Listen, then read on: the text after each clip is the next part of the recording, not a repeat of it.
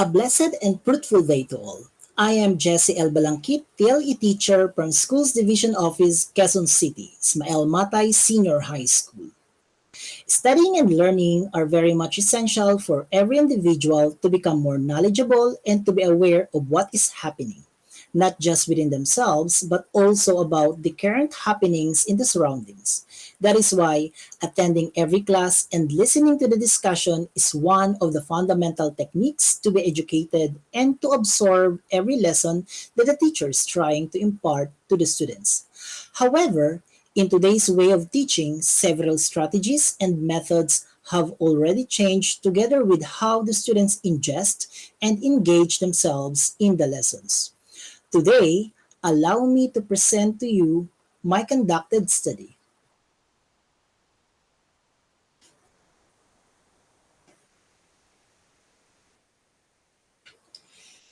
This is project-based learning approach in teaching technology and livelihood education at Dr. Carlos S. Lanting College. For the background of the study, the project-based learning approach is a way of teaching wherein students can gather information independently, explore and look deeper into the real-world challenges to obtain knowledge and expertise by working for an extended period of time.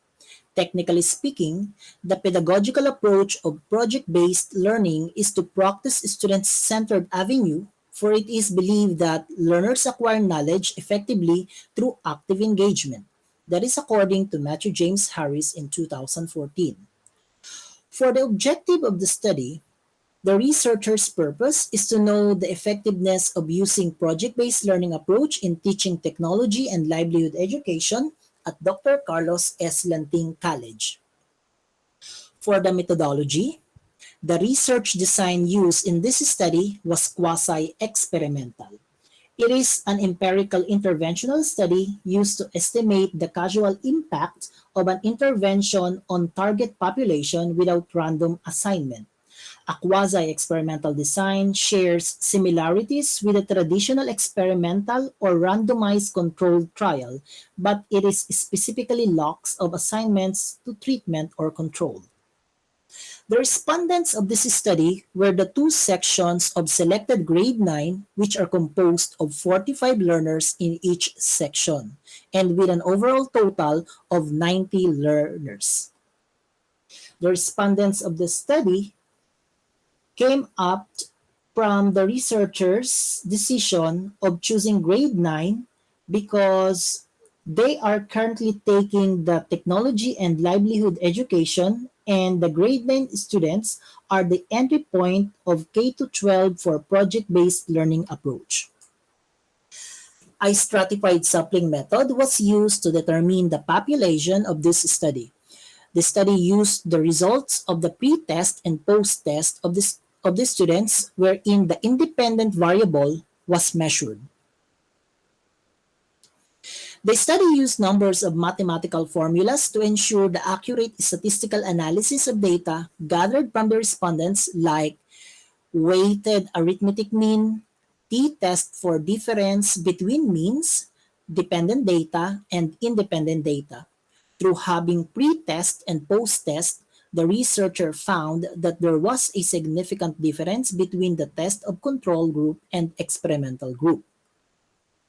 Now let me have the result of the study. For the table 1, the comparison of pre-test score of control and experimental groups, the majority of the respondents in the control group got the score of 14 and the highest score was 20. However, the experimental group had the highest score of 23 and the most frequent was 11. Furthermore, the pretest mean of the control group was equal to 12.31 and it was greater than the mean of the experimental group, which was 10.60. The result of the study revealed that the mean of the experimental group was nearly close to the mean of the control group.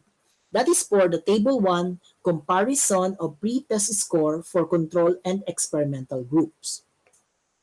For the Table 2, the comparison of post-test score of control and experimental groups, The majority of the respondents in the control group got the score of 25 and the highest score was 28.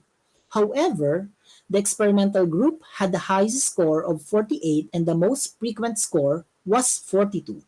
The pre-test mean of the control group was equal to 22 and was less than the mean of the experimental group, which was 32.69.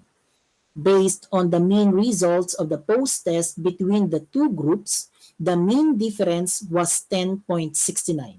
It showed that after the treatment, students' academic achievement were high in the experimental group. It implied that students using PBL approach in the experimental group performed better than the traditional way in the control group. Another result from Table 3, the significant difference between the means of pre-test and post-test of the control group. Of 45 respondents with a degree of freedom of 44. Since the t-computed value was equal to 13.48, and it was greater than the tabular value, which was equal to positive 2.0154 at 0.05 level of significance. Therefore, there was enough evidence to reject the null hypothesis, and it implied that there was a significant difference between the means of pre-test and post-test score of control group after the treatment. For the result of the Table 4, the significant difference between the means of pre-test and post-test of the experimental group of 45 respondents with a degree of freedom of 44, since the t-computed value was equal to 18.49 and it was greater than the tabular value, which was equal to positive 2.0154 at 0.05 level of significance. Therefore, there was enough evidence to reject the null hypothesis, and it implied that there was a significant difference between the means of pre-test and the post-test scores of the experimental group. Based on the results of the findings, it was truly evident that using the PBL approach in teaching T.L.E. at Dr. Carlos S. Lanting College developed students' skills because they are the ones doing the work. For the result in the Table 5 showed the difference between the means of pre-test of control and experimental groups of 90 respondents with degrees of freedom of 88, since the t-computed value was equal to 0.6562, it was less than the tabular value, which was equal to positive 1.9873 at 0.05 level of significance. Therefore, there was not enough evidence to reject the null hypothesis, and it implied that there was no significant difference between the means of pre-test of control and experimental groups. Hence, the means of pre-test of control group, the traditional approach, was approximately the same in the experimental group, which is the PBL. For the Table 6, show the difference between the means of post-test of control and experimental groups of 90 respondents with a degree of freedom of 88. Since the t-computed value was equal to negative 2.13 and it was less than the tabular value, which was equal to negative 1.9873 at 0.05 level of significance. Therefore, there was enough evidence to reject the null hypothesis, and it implied that there was a significant difference between the means of post-test of the control and experimental groups. It is strongly evident that the findings indicated statistically significant difference in favor of the experimental group on the concept of achievement and motivation. Now, for the conclusion, it was revealed that the PBL helped develop the skills and competencies of learners It increased motivation and self-esteem in utilizing other approaches in teaching TLE to focus on basic accounting lesson. So this is the study conducted for which is specializing in basic accounting lessons. Another conclusion is, in terms of pre-test observation, the learner's preparation for new lessons depended on the approach of the teachers, in which the PBL approach helped organize ideas through teamwork and collaboration in meeting the competencies. Next is, the data analysis showed that the result of the post-test increased from the result of the pre-test after the treatment for the experimental group. The data proves that by using PBL approach, the teaching was more interesting and brought out the best of the learners. The PBL approach proved to be an effective approach to be used in teaching TLE lessons based on the pre-test and post-test results, which stated that there was a significant difference between the mean of pre-test and the post-test score of experimental group. Another conclusion is, for the PBL approach proved to be effective approach to be used in teaching TLE lessons based on the pre-test and the post-test results, which stated that there was a significant difference between the mean of pre-test and the post-test score of the experimental group.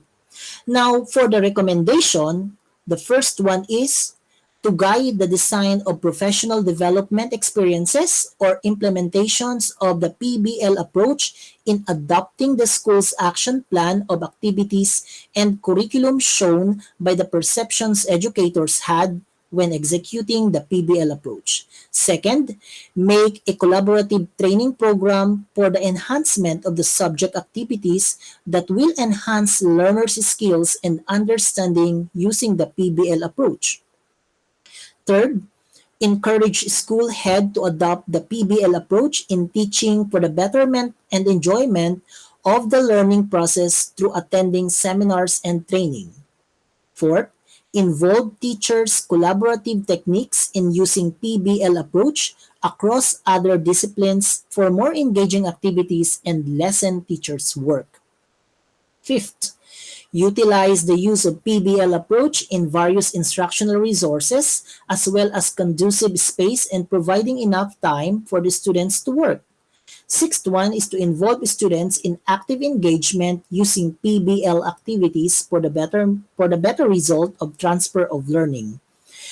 Inject PBL approach during teachers in-service training to motivate teachers in doing engaging activities. This will encourage teachers to do action research to expand their knowledge in teaching, which is my seventh recommendation. And the last one is, involve the community to participate actively in PBL approach training conducted in the country to increase community's awareness and to be partner in delivering learning even when they are at home. And for the last recommendation, participate in research planning of the Department of Education for enhancement of PBL approach in teaching TLE lessons before the opening of the academic year through seminar and forum. Let me end up my presentation by having this: plant seeds of hope for the next generation and we will harvest the best fruits of success of our labor.